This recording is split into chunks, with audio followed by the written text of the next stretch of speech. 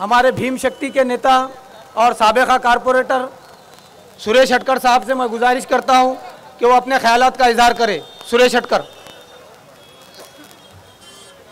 सबको सलाम वालेकुम, आदाब।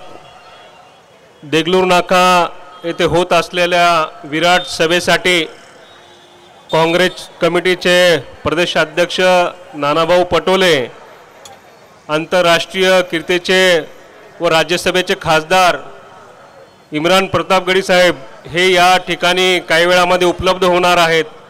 या सभेसाठी अहोरात्र मेहनत घेणारे आमचे मार्गदर्शक महानगर अध्यक्ष माजी महापौर अब्दुल सत्तार सेठ व व्यासपीठावरली आमचे सर्व नगरसेवक मंडळी ज्यांनी काँग्रेससाठी दिवसरात्र काम करून नांदेड शहर व नांदेड जिल्हा घडवला आणि काँग्रेसला मजबूत असं केलं। मग काही कालांतराने एखादा नेता म्हणत असेल मी नांदेडचा विकास केला, तुम्ही केला नाहीत, काँग्रेसने तुम्हाला बळ दिलं त्यामुळे ते विकास झाला। तुमच्या घरातून तुम्ही 1 रुपयाही कधी लावला नाही, पक्षाने तुम्हाला मोठमोठे पद दिले, त्या पदावर तुम्ही इकडे नांदेडमध्ये पैसा आणला आणि त्याचा विकास झाला आणि त्या पैशाचा दुरुपयोग पण तुम्हीच केला।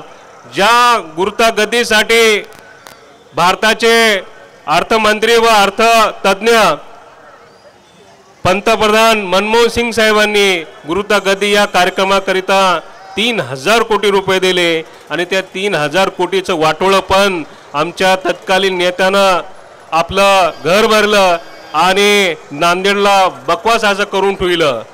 यानंतर सुद्धा या महाराष्ट्रातले लोकप्रिय असे नेते झालेले उद्धव ठाकरे साहेब यांनी सुद्धा हजारो कोटी दिले। ते हजारो कोटी पण गुजरातच्या कंपन्यांना काम देऊन त्यांचं पण बोगस काम करण्याचं हे तत्कालीन नेते करत आहेत। मला आपल्या सर्वांना विनंती आहे, ही आपल्या महानगरपालिकेची निवडणूक नाही, ही राष्ट्राची निवडणूक आहे। हे राष्ट्र घडवण्याकरिता ज्या 10 वर्षामध्ये दलित मुस्लिम मागासवर्गीय सर्वांवर अन्याय अत्याचार झाले त्याचा बदला घेण्याची वेळ आहे। भारतीय संविधान वाचवण्याची गरज आहे। भारतीय संविधान निर्माण करण्यामध्ये डॉक्टर बाबासाहेब आंबेडकर, मौलाना आझाद आणि कितीतरी मोठमोठे मान्यवर मंडळींनी या भारतासाठी संविधानासाठी झटले आहेत आणि हे भारताचे संविधान वाचवणं हे सर्वांचं कर्तव्य आहे। मी आपल्याला सर्वांना विनंती करतो